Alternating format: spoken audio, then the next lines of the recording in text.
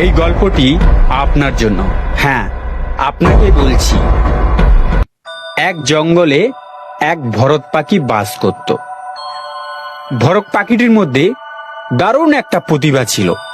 কি প্রতিভা ছিল? না, সে ভালো গান করতে পারে।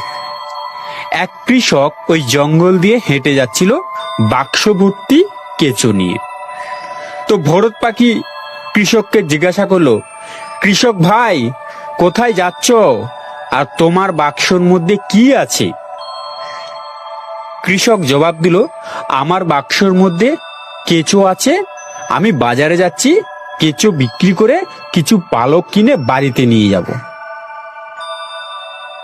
ভরত পাখিটি বলল, আচ্ছা, আমার তো অনেক সুন্দর সুন্দর পালক আছে, তোমার কেঁচো ভর্তি বাক্সটা দিয়ে দাও, আর আমার কাছ থেকে দুই একটা পালক তুমি নিয়ে যাও। এর ফলে আমাকে আর কষ্ট করে সারাদিন ধরে কেঁচো খুঁজতে হবে না, খাবার খুঁজতে লাগবে না। বাস, এতে আমি আরামদায়কভাবে কেঁচো খেতে পারবো, খাবার আমার জুটে যাবে, আনন্দেই থাকতে পারবো। কৃষক ভরত পাখির কথাই রাজি হলো। কেঁচো ভর্তি বাক্স দিয়ে দিল এবং কয়েকটি পালক ভরত পাখি কৃষককে দিয়ে দিল।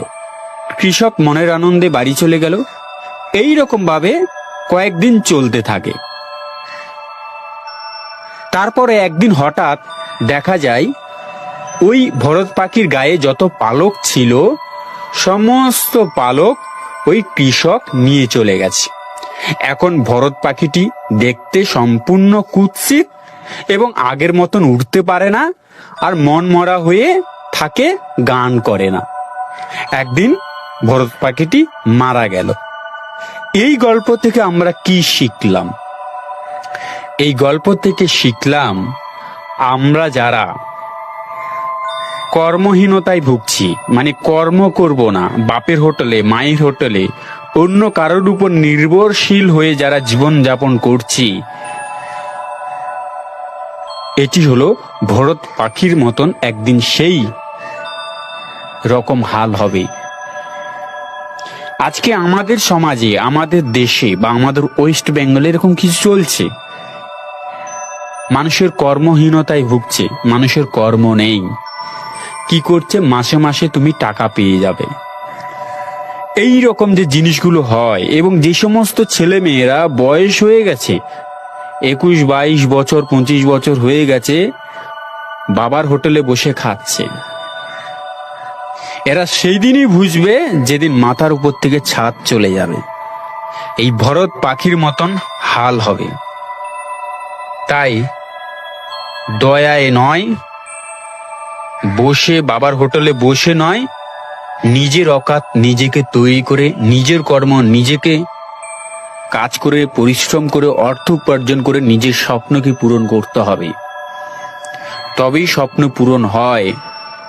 অন্যের উপর নির্ভরশীল হলে যেদিন কুয়াশায় ঘর বাঁধার মতন হয়ে যায়, যেমন শীতকাল এসেছে, এবার কুয়াশা চারিদিকে ভর্তি, দেখবেন আপনি দাঁড়িয়ে থাকবেন, আশেপাশে কাউকে দেখতে পাবেন না, ভাববেন যে এই কুয়াশার ভিতরে আছি, মানে কেউ আমাকে দেখতে পাচ্ছে না। না, এই কুয়াশা একদিন কেটে যাবে, তখন সবাই আপনাকে দেখতে পাবে, তাই কি নয়? তো সেই রকম আত্মনির্ভরশীল নিজের উপর নিজেকে হতে হবে।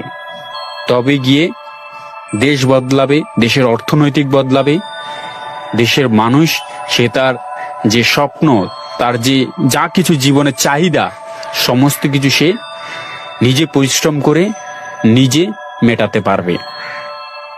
অতএব নিজের উপর নির্ভর হতে হবে, কর্মসংস্থার উপর জোর দিতে হবে। ফ্রিতে অন্য কারোর দানে এই জিনিসগুলো একদম অনুচিত, কারণ একদিন বন্ধ হয়ে যাবে। আজকে আমাদের সরকার দিচ্ছে, কালকে সরকার নাও থাকতে পারে, তখন আপনি কি করবেন? আজকে আপনার বাবা মা আছে, কালকে নাও থাকবে, আপনি কি করবেন? তো অতএব আমরা যারা অন্যের উপর নির্ভরশীল হয়ে জীবন যাপন ধারণ, আনন্দ খুশিতে মেতে আছি, তাদের জন্য এই গল্পটাই যথেষ্ট। আমাদের সমাজে কিছু মানুষ আছে হ্যাঁ, সেই সমস্ত মানুষের কথা বলছে যারা সারা জীবন পরিশ্রম করে করে করে করে অর্থ সম্পত্তি যা কিছু ছিল সব দিয়ে দিয়েছে, তার ছেলেকে দিয়ে দিয়েছে, মেয়েকে দিয়ে দিয়েছে, দাদাকে দিয়ে দিয়েছে, দিদিকে দিয়ে দিয়েছে, উমুককে দিয়ে দিয়েছে, তাকে দিয়ে দিয়েছে, সে আজকে শূন্য। এবং শেষ পর্যায়ে যখন বৃদ্ধ হয়ে যায় তখন সে একটাই কথা বলে, আমি সারা জীবন যা উপার্জন করেছি সব দিয়ে দিয়ে আজকে আমার সুখ শান্তি সবকিছু শেষ। তাদের কথা ভাবতে ভাবতে আজকে আমি নিজে ওই ভরত পাখির মতন হয়ে গেছি। তো এই জিনিসগুলো যারা করেন তারা কখনোই সুখী হতে পারবে না। তারা যৌবন বয়সেও যেমন দুঃখ পেতে পেতে পেতে সারাটা জীবন যাবে, বৃদ্ধ বয়সেও তাদের জন্য এরকম দিন আসতে চলেছে। কেন বলছি শুনুন। আমি যদি 100 টাকা উপার্জন করি, 99 টাকা দিয়ে দেবো, 1 টাকা আমি রেখে দেবো, এটা ভবিষ্যতের জন্য সঞ্চয়। যদি আমার ছেলে মেয়ে অমুক তমুক যদি কেউ নাও দেখে, ভবিষ্যতে বাবা না যদি দেখে তো ভালো, টাকা ছেলে মেয়ে যে আছে তাকে দিয়ে দেবো। তো আমি যদি 100 টাকা উপার্জন করি, তো আমাকে কি করতে হবে, 100 টাকার মধ্যে 1 টাকা করে যদি আমি জমাই, বাকি টাকা যদি আমি দিয়ে দিই, এবং এই টাকার কথা বলা যাবে না যে আমি এটা রেখেছি, তাহলে ওই টাকাটা একদিন আপনার মাথার ছাদ হবে। অতএব এই জিনিসটা কখনোই করবেন না, নয়তো এই ভরত পাখির মতন হালাত হবে। তো আজকের ভিডিওটা কেমন লেগেছে অবশ্যই বলবেন। এতক্ষণ ধরে ভিডিওটি দেখার জন্য অসংখ্য ধন্যবাদ।